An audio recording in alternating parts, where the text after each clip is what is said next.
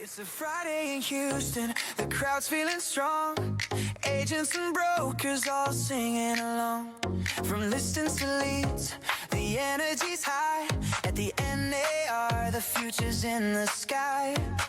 Talking CRMs, comp sets and rates. AI is the buzzword that opens the gates. From digital twins to predictive trends, the way we sell homes is on the mend. Britton's got the crowd inspired. AI and hustle perfectly wired. From interest rising and multi-fam place, he's helping realtors automate and save at the National Association of Realtors stage. He's writing the future on a digital page. So, those people you saw in that video don't exist. There is no band that created that music. In fact, I created the entire thing across the street at the beautiful Marriott Marquis last night at around 11 p.m. Let's just think about that for a second. If I would have told you 3 years ago that I could create an on-demand music video with people in a music video that don't really exist, you would have thought I was crazy. But yet, here we are in 2025, living in what I believe is in a completely different world. They say the future is not evenly distributed, but where it is distributed is to me. I spend 90% plus of my waking hours at work living in AI, building in AI, and what I see is a completely reimagined world. And what I want to do today for all of you is to get you to understand this new world we're living in. Understand exactly what AI is, why it matters, and how it's going to impact the real estate industry moving forward, because I believe it's profound. There's going to be a world of winners and losers in the world of AI, just like there was with the digital revolution. But we can do something about it. You know, with every new technology, there's been doomsayers, people fear-mongering. In fact, when handwriting was invented, Socrates famously said, handwriting is a terrible thing because it will not force people to remember anything. Now, maybe he was right, but where would we be without the written word? It's happening all over again, ladies and gentlemen. But there is so much promise right now. I'm so thankful for the National Association of Realtors for having me today, and let's dive in.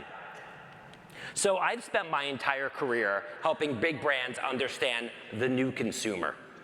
When I first came out into the workforce in the year 2000, the new consumer was the millennial generation, the digital generation, the first generation to grow up with the internet in the household.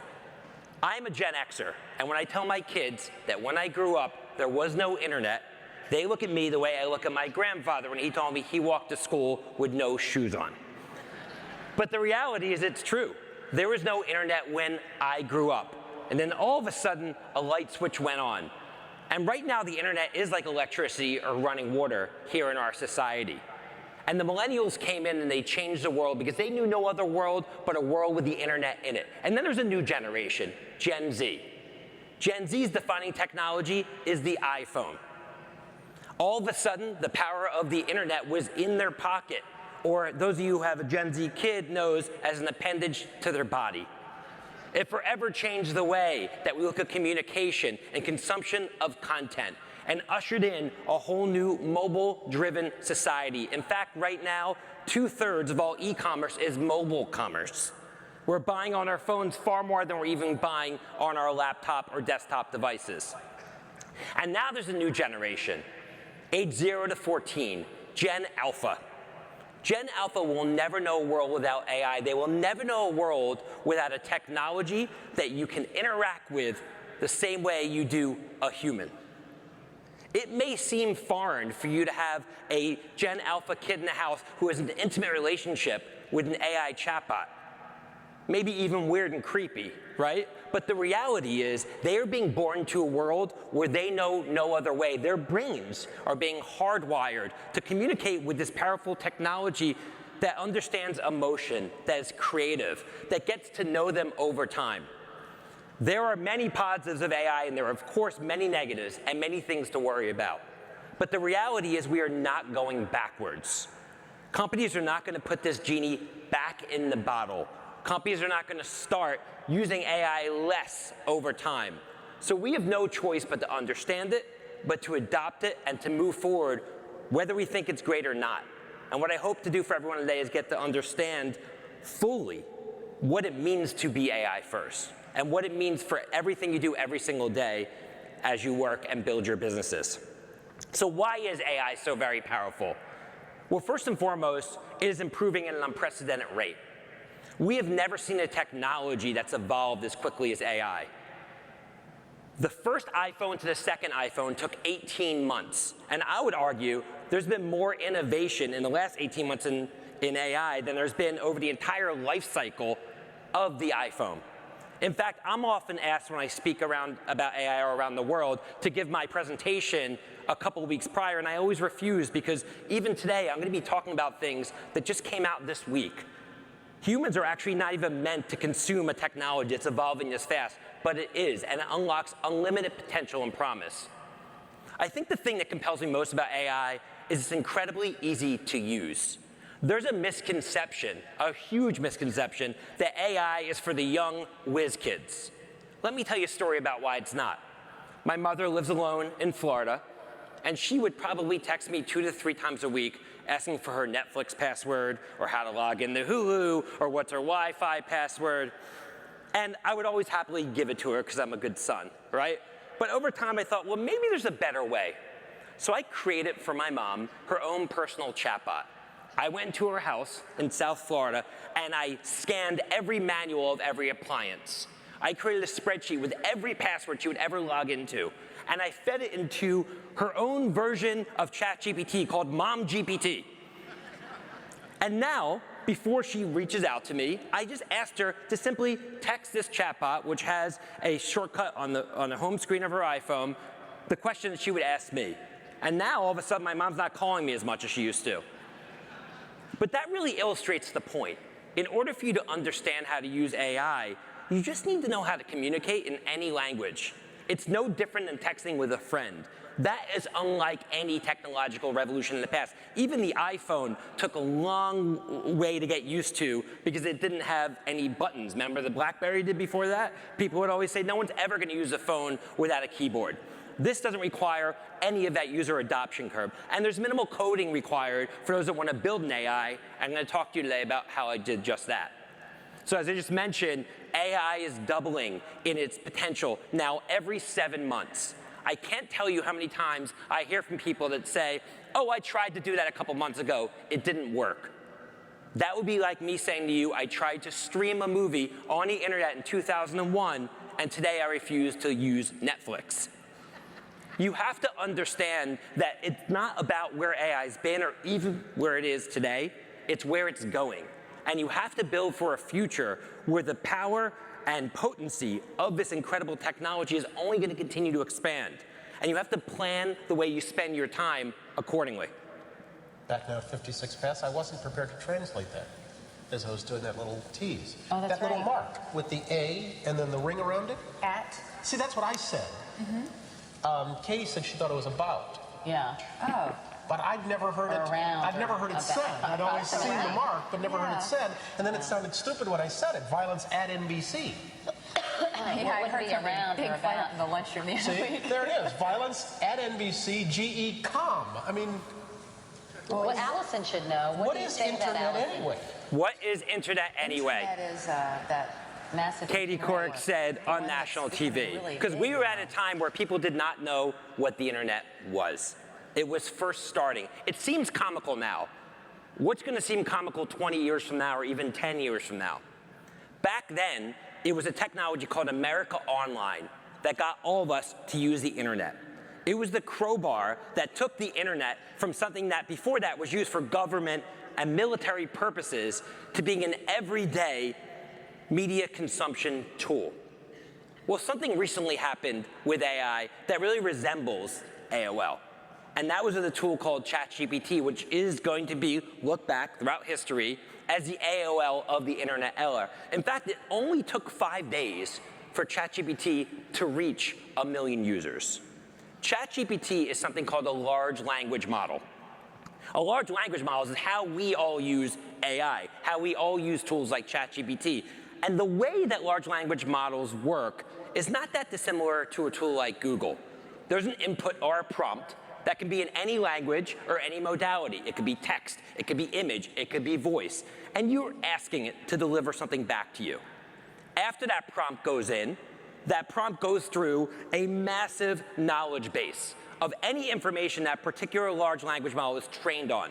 In the case of my mom's MomBot chatbot, it's going through a very limited source of data of the manuals of the appliances in her home and her passwords. In the case of ChatGPT, it's the entire open internet.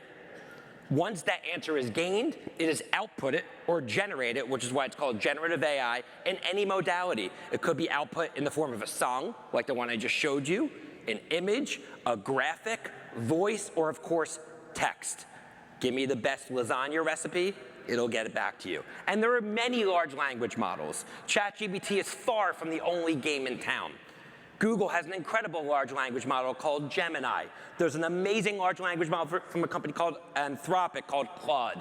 These models are incredible, and the Chinese large language models are continuing to grow in their potency, and they are pushing out new models seemingly every week. The models keep leapfrogging each other. My advice to everyone when it comes to large language models is don't get too caught up on that. It's akin to a 4K or an 8K television. Nobody really knows the difference. Just know they are incredibly powerful and will only continue to grow in their capabilities. The main thing you need to know is that in just 1 year, the smartest large language model improved its IQ score from 96 to 136.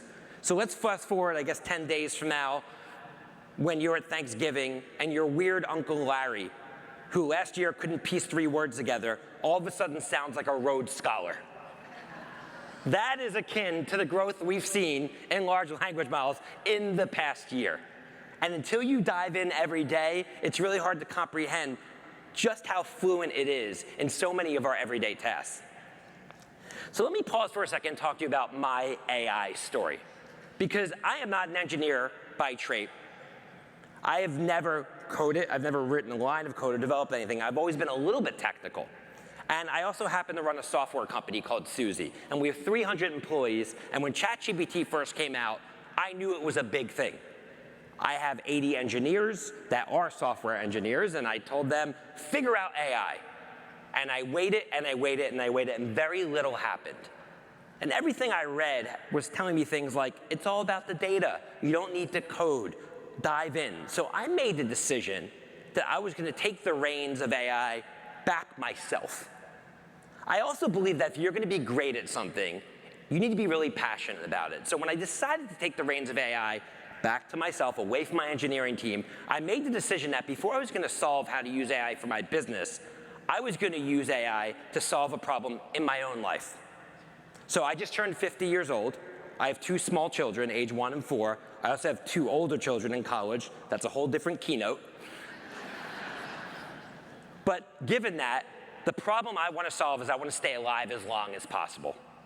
So I decided and was determined to use AI to create a tool that could accomplish just that. So I went through 25 years of personal health information, MRIs, X-rays, blood test information, notes from doctors. I went through external hard drives, went through my file cabinets and scanned information and organized it and created my own personal health bot. Again, a large language model, but was just trained on my own health data. When I created it, you create something called a base prompt, where you basically tell the specific large language model what its purpose is. And I told it, you are a leading doctor from Johns Hopkins University, renowned, award-winning, and you have one goal, to keep Matt Britton alive. So this whole process took me about a week. And then I had my cup of coffee in the morning, I was ready to test it. And I asked it my first question. I typed in, if I'm going to die in 5 years, what's the most likely cause? And it got back to me, and it freaked me out. Because let me tell you, AI is no bedside manner, right? It just gave it to me straight. And I was like, well, what do you mean? What can I do about it? And it was telling me about markers from my blood tests from 11 years ago. And it was giving me data from all these studies saying, this is why you're most likely to die. And I'm like, what about 10 years from now? It was a different cause. And it really opened up my eyes to what AI can do and the way you approach it, because ultimately, it all started with me figuring out a problem I wanted to solve. Of course, that problem was keeping myself alive, and then it went to what data can help me solve that problem. What was the data of my body? And then what would a solution look like? A simple chatbot. And I went through the steps, and we all can go through the steps, because I didn't know how to build it at the beginning, and I always get questions after keynotes like this, well, how do I build it? I just went to ChatGPT and said, I want to build my own personal health bot. Give me step-by-step instructions. Do not give me step 2 until I tell you step 1 is done. And by step 37, I looked back, and I learned so much, I was like, wow, I can do this. You can do this. All it takes is identifying a problem and having perseverance. And if you simply just say, give me step-by-step instructions, and you follow them, and sure, you may stumble on a step, and you'll go back, and stumble again, and go back, but if you don't give up, you can build any of these things. You do not need to have a specialized skill set. That is the beauty of AI. Since then, I built my own personal finance bot, where I uploaded my trusts, estates, wills, all my tax statements. I use it during tax time. I use it to make investment decisions. The same process. Keep me not from staying solvent, right? What data I need, my financial information, I go to work and I get information from that. So it's incredible what it can do. It's incredible how you can build if you just take that approach. So all of this has made me start to think about, well, what about our kids? How are we teaching them for this new world tomorrow, where somebody like me that's not even an engineer can build something?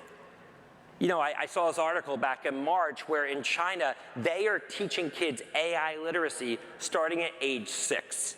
Now, some people may think that's crazy, but I remember a time when they were banning the internet from schools because they thought it wasn't right for kids, and now you walk into schools and there's smart boards and internet everywhere. And in China, by them teaching kids AI at an early age, what they are doing is they are not just gaining AI literacy, they are gaining AI trust. And what starts to happen is you breed a culture of innovation around this new technology.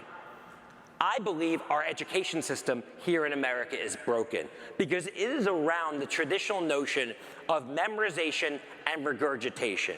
It is around the notion of coloring inside the lines. I was a terrible student, but I was great at pulling the all-nighters. And I would kind of just cram in as much information and as much Red Bull as I could, and I'd regurgitate both the next morning, but it made me a good student.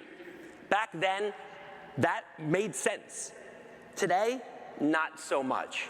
Because in a world where knowledge is becoming far more commoditized, your ability to memorize information and spit it back out just isn't relevant anymore. Because if you're an accountant and you have the knowledge of how to do someone's taxes and spit it out, or if you're a lawyer and you have the knowledge of how to write a contract and spit it back out, or you're a software engineer and do the same, those are exactly the skills that AI is becoming adept at replacing humans at doing. In fact, I used AI to help me with my taxes, and it found the $5,000 deduction that my fancy accountant did not.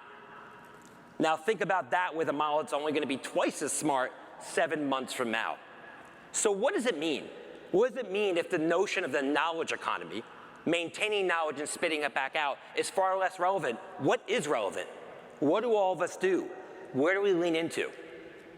Well, there was a recent study by the World Economic Forum that surveyed CEOs around the world in terms of what are the skill sets that are most important in a new workplace. And to sum it up, it comes down to creativity, problem solving, critical thinking, perseverance and agility. If you think about all the steps I took to build my own health bot, right? I figured out the problem, I figured out the data, and I persevered, and I went through the steps, and I created something, and now I know how to use it. Those same steps exist in your line of work. Those same steps exist in every line of work. No one told me to build that health bot. I had the initiative to do it. In fact, if you were somebody that comes into work every day and waits to be told what to do, if your job is deterministic, meaning you know what you're doing in March back in November, well, then your job is likely at risk because, again, it's deterministic, it's routine, it's things that AI are built to do. But analytical thinking and resilience, and most importantly, creativity, is something that will withstand the test of time, as well as your ability to build relationships. And we all know that being a realtor is all about building relationships. And that human trust and that human connection at the time when you're making the most important financial decision of your life, in my opinion, is something that will never go away. But if you take the pie charts of your day, how much of your time is actually spent building those relationships? How many time is spent being out there in communities versus doing paperwork or sending and going through emails or organizing information? I would bet not nearly enough time is spent doing the things that make you uniquely human. So how do we take the rest of that pie chart and automate it? How do we get better on all the things that are deterministic so we can spend time doing things that are on this chart right here? Well, I'm gonna give you examples. I'm gonna really walk you through what I would do if I were a realtor and how I would use AI every single day to 10x my productivity.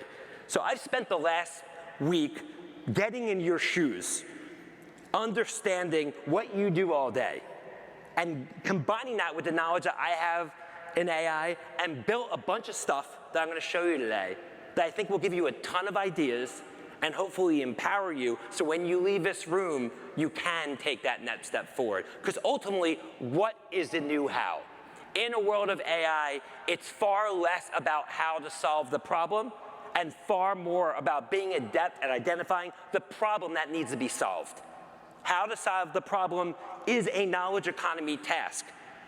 I don't need to know a lot about how to make a music video. I just need to know that I need to make a music video. And the rest is far easier. Coming up with that concept now is far more valuable than actually executing on the concept. It would have been impossible for me to create that music video 5 years from now, or if it was possible, I would have a lot of funding and hire a lot of people to produce it.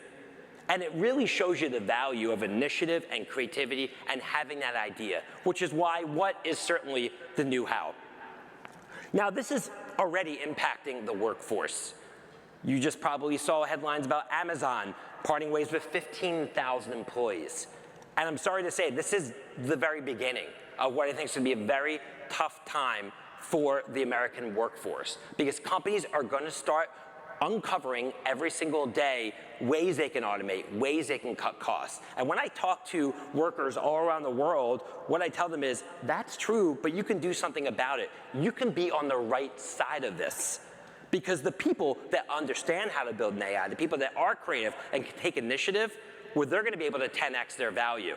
And of course, we're seeing this kind of disparity in the workforce obviously impact the housing market as well. This is from the National Association of Realtors. It shows that the median age of a first-time buyer for the first time ever is in their 40s.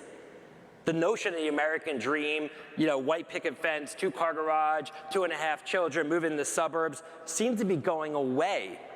And I think there's a lot of reasons why. In the short term, this may continue as companies look at entry-level workers as ones that actually do conduct more deterministic routine jobs. But over time, I do believe we're gonna have this huge innovation boom that's going to occur. And that combined with what I think is some needed overall automation and experience design improvements to the home buying process very well could bring younger people back into the game. And I think that will become self-evident as I go through the applications of AI in your industry. Another thing that I think could reverse the trend of young people being boxed out of the housing market is something called the Great Wealth Transfer. Over the next 20 years, $84 trillion with a T is going to be passed on from baby boomers to Gen Z and Gen Alpha and millennials, younger consumers. When I saw this stat, I gave it a lot of thought because my father, he passed away a little bit suddenly about 3 years ago. When he did, I was put in charge of his estate. And when I was kind of shocked by how much money he would save because he did not live that way. He's somebody who would circle around the block 30 times to avoid paying $7 at the parking garage, right? But when I looked at how much money he'd save, that was not consistent with that. And as I spoke to his friends, I did a lot of research. It just turned out he was a baby boomer. He grew up in the shadows of World War II and the Great Depression. His relationship with capital was one of scarcity. Let's juxtapose that against the younger generation. What happened when the fiscal stimulus came in to the younger generation during the pandemic? Was their relationship with capital one of scarcity? I would beg to differ. You had GameStops, GameStonks, NFTs, sports gambling, anything they could. Their relationship with money was one where they just didn't want it in their pockets. They couldn't spend fast enough. So what does that mean when $84 trillion passes on from a generation that had a relationship of money, of scarcity, to younger people that want to spend, that want to live their lives? I believe it's going to create a massive economic boom. Not to say that younger people shouldn't save, they just haven't shown me they have the ability to yet, but that could re-inject a lot of life into the housing market in the years to come.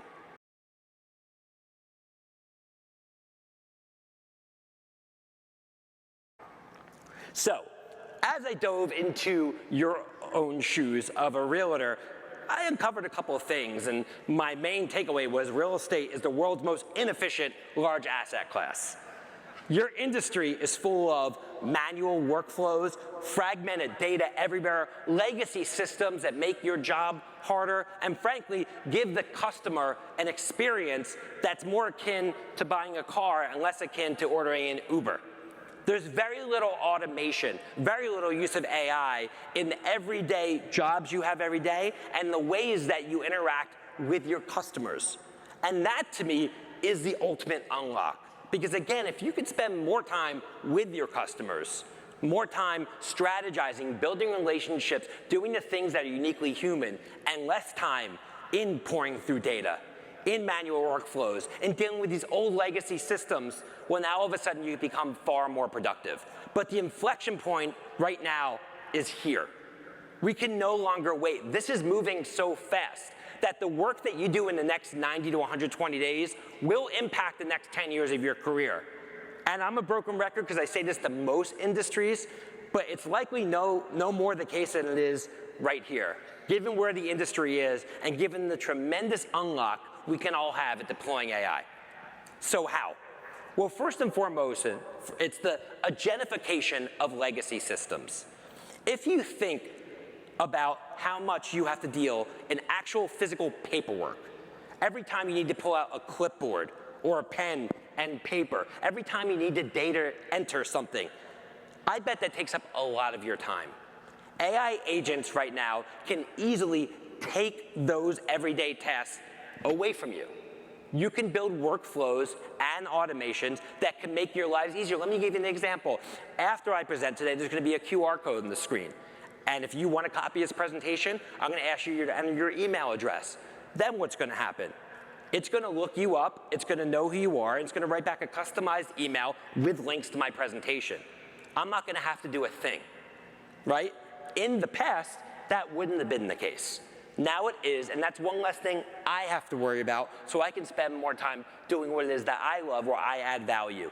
These unlocks are everywhere, and if you look at your everyday workflow, and you think about the things that you're doing every single day that can be automated, and you go into ChatGPT and you ask how it can be automated, that is an unlock number one. Two is in the financing realm. The process of getting a mortgage is akin to getting a root canal. We all know that. It doesn't have to be that way. And why this is something that most of you in the room cannot control, people should know instantly if they're approved based on data. What do underwriters do? Analyze data. What does AI do incredibly well? Analyze data.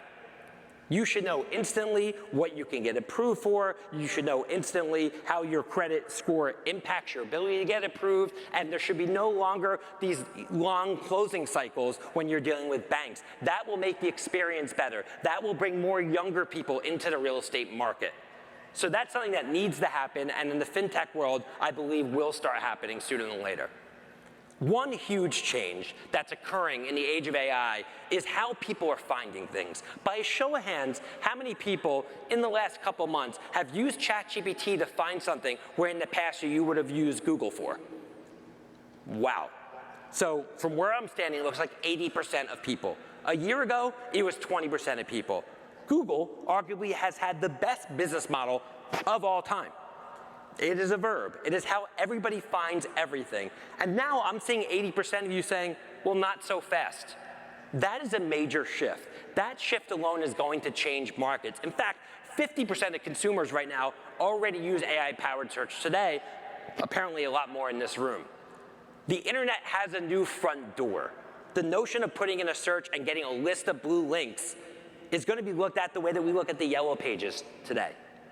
Now the difference is, instead of you getting a list of blue links in Google and asking to select from one, AI is far more conversational. You are going to be having a chat with AI like this one. I'm looking for 3-bedroom apartments in South Beach, and it's giving me information, and then based upon what it gives me, I can go back and say, is there a great realtor that can help me? Are you coming up when they ask for, if there's a realtor that can help in South Beach? If you're a realtor in South Beach, you need to know. You need to make these searches all the time and find out who ChatGPT is recommending. So how do you get recommended in ChatGPT? Well, just like Google, it comes down to content, except with ChatGPT, it's specificity of content. Because unlike Google, where you're making one search and it's giving you the output, here, by the time you ask for a broker, ChatGPT already knows that you're looking for a broker in South Beach. It already knows that you're looking for a 3-bedroom. So its ability to crawl content and recommend you is based upon how much specific content you have out there. Meaning, if I were a realtor in South Beach, I would be writing an article about how I'm the best realtor and helping people find a 3-bedroom apartment in South Beach, and how I can help them find a beachfront home, and how I can find them a home close to the train station, and pushing out as much content as I can. Because if you do that, ChatGPT is likely to find you in a very specific way to be able to deliver on the request of its users. This is a massive opportunity. We are seeing, I want to say once in a lifetime, but Google came out during my lifetime at least, twice in a lifetime opportunity, where now there's going to be a completely new shift, a completely new front door to how people find information. And if you jump fast, and I can tell you as a public speaker, 60 to 70% of my queries this year have happened by people going on ChatGPT and asking for a leading AI speaker. So it's happening everywhere. And it's changed the way that I put out content, and it should change the way that you put out content. So AI content optimization would be one thing I would really focus on leaving this room, because 2026 is going to be the year of the tipping point. It's going to be the year where next year, 99% of you will be raising your hands in terms of using AI to find information, and now is the time to jump on it. A lot of people don't think AI can make great creative, and this is why. Version 1 of this tool called Midjourney, which is a text-to-image tool, was only 17 months ago. And I can tell you, while you can't see it, that guy had 6 fingers on one hand and 7 on the other. But look at version 5.1. And right now, version 7 is in development. Look at the fidelity. Your ability to create lifelike video and imagery, like the one in the video I showed you, is here today. Many people don't like putting their face on social media. Many people aren't good in front of cameras. I get it. But the reality is that this year, for the first time ever, the average mother in the US grew up with the iPhone in the household. Your customer is on social media. They are not on TV. And if you want to reach them, you need to be in social media. In the past, you had to know how to create content like Ryan Serhant, right? Not so much anymore, because the tools I'm about to show you allow you to create content without you even having to put your face, even though I'm seeing a lot of beautiful faces in the audience, in front of a camera. So this is ChatGPT's new image creation tool. That buff man that looks nothing like anybody in this audience actually isn't a real person. In the past, if I wanted to create that shoot, I'd have to find this guy, I'd have to have a lighting, I'd have to have camera, I'd have to figure out how to have that great background. Not anymore. If I wanted that cat to be drinking a Diet Coke instead of a beer because it's driving, I just have to ask, switch it out with a Diet Coke and it'll do it. Knowing the problem you need to solve, no longer need a graphic designer to do it.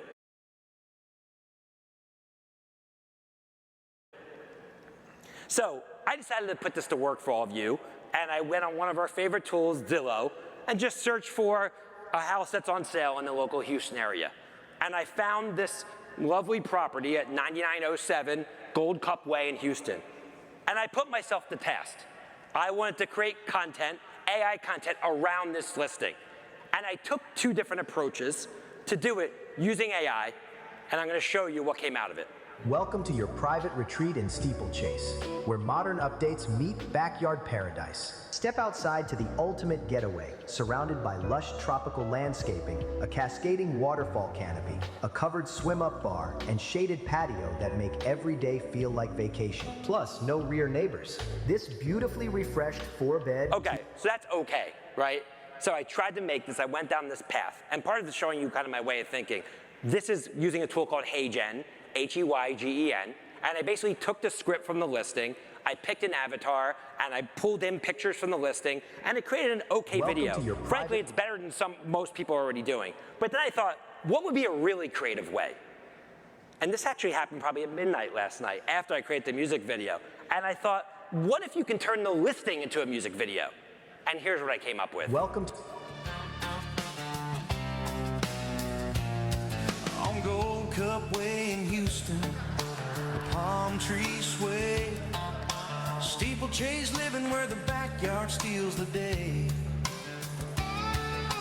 Waterfall flowing, swim up bar glowing, no rear neighbors in sight. The sunset keeps on showing. 4 beds waiting, style elevating, new roof shining since 21. Not bad. Kitchen reimagined, high ceilings expanding.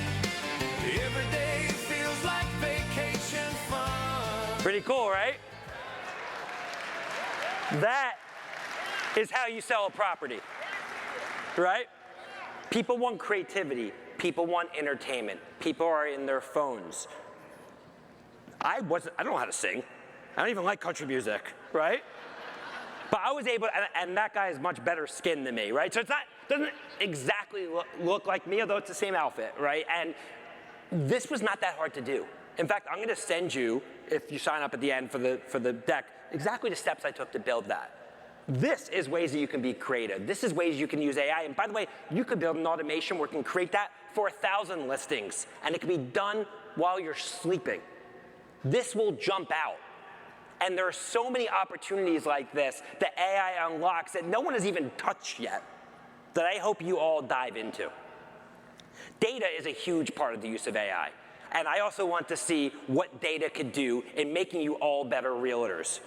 One of my closest friends runs a huge brokerage in Brooklyn, and he told me one of the biggest problems that he has to solve is access to data. So his agents will be in the field and ask questions like, what's the local school district, or what's the crime rate, or what's the noise, or is construction coming up in the months ahead?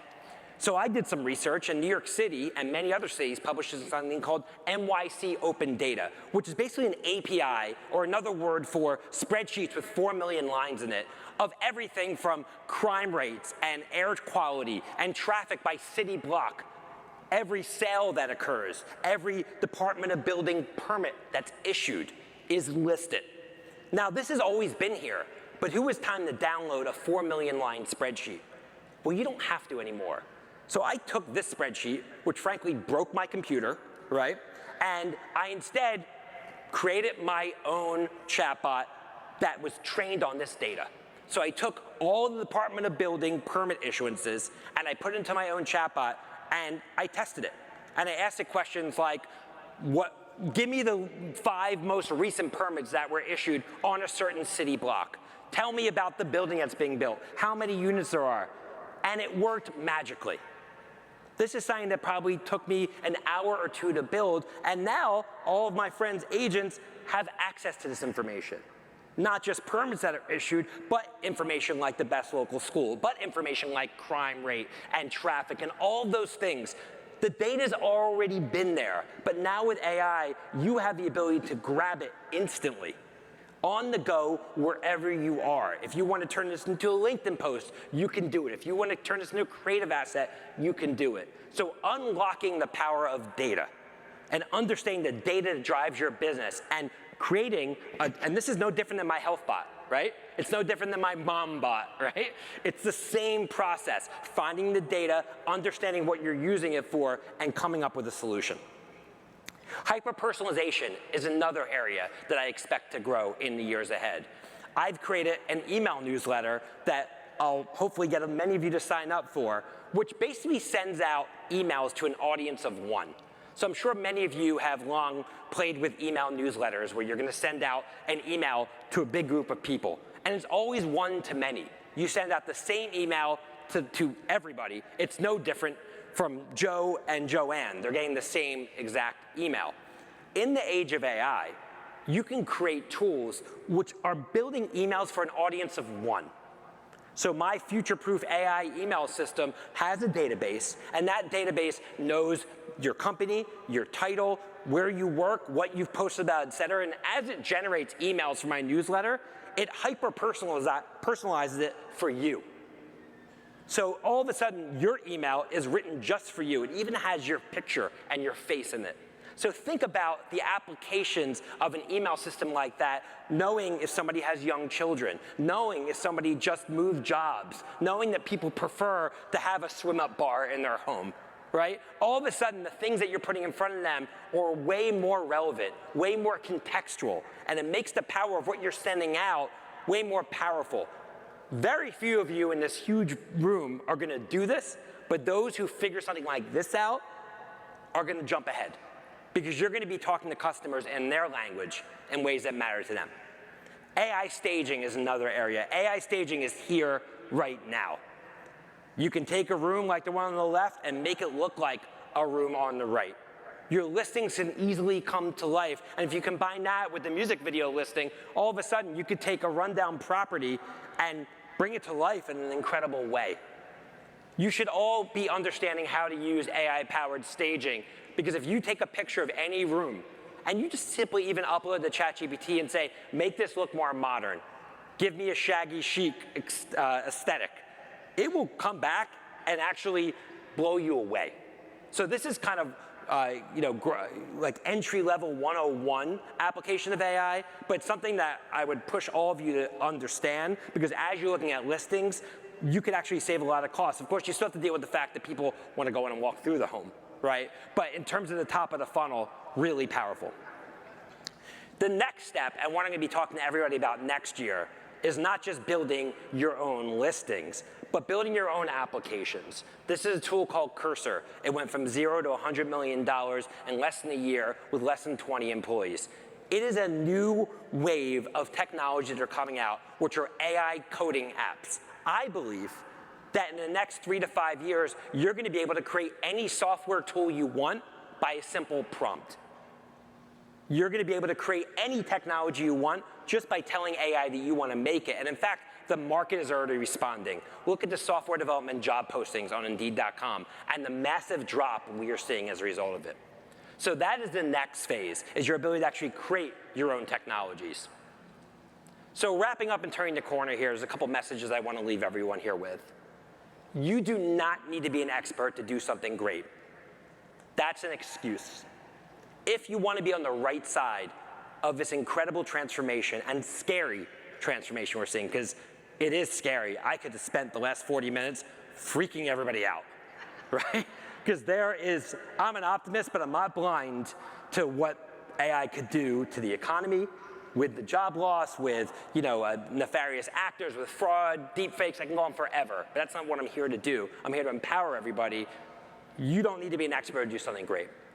You just have to figure out what are the most important problems you want to solve in your life or your career, force rank them, and dive in and ask ChatGPT to give you step-by-step instructions with a little bit of knowledge of the framework from today. And I would love nothing more than 3 to 6 months from now, some of you reaching out to me and said, I just built this, I can't believe I did it. For example, somebody who I spoke in front of built a math tutor for his 8-year-old son who was struggling in math, and he uses it every single day. So, and I would urge all of you to build things in your personal life first before work, because you're going to be more passionate, you're going to be less encumbered, and you're going to have the ability to build in a way that matters to you, and then you can take those learnings and bring it to the workforce. We are going through an adoption curve right now in AI. Right now, most people are using AI as a tool. hey ChatGPT, I am hosting 10 people and I'm making spaghetti and meatballs, give me the ingredient list, I'm going to the market. That's how most people are using ChatGPT, as a tool. The next step is automation. The example I gave you earlier, you're gonna be signing up for information, it's gonna understand who you are, it's gonna send you an email. Where we're headed, and the word you're gonna be hearing over and over and over again in 2026 is AI agents. What is an AI agent? Well, an automation is trained to go from step 1 to 2 to 3. But an AI agent might say, oh, Matt, you actually know that person that signed up. Instead of me just sending them their deck, I'm gonna ask them to have lunch next time that you're in New York with them. And it'll have the autonomy to do it. So an AI agent, instead of going through tasks one at a time, is gonna have the autonomy to make decisions on your behalf. And many companies are already starting to deploy this, but AI as a decision maker, trained the right way, really has massive applications and something that a year from now we're gonna be talking a lot more about. So to wrap up here, there are core pillars to being AI first. First and foremost, being a problem solver. I know there's 2 L's in problem because of an LLM, that's how you use it. Be a problem solver. Focus on the problems that need to be solved. Practice perseverance. Don't give up after step 3. Figure out a way through it. You have an ultimate guide in a ChatGPT or a Gemini to say, this isn't working, help me. Understand the power of data. Data drives everything that you do in business. It already does, but now it's so much more accessible, like the NYC open data example I gave you. And be action-oriented. Don't wait to be told to build an AI, just build an AI. Because no one's coming to save us, but if we really want to be on the right side of this and open up incredible opportunities for our careers, it's right there waiting for you. You just have to have a willingness to learn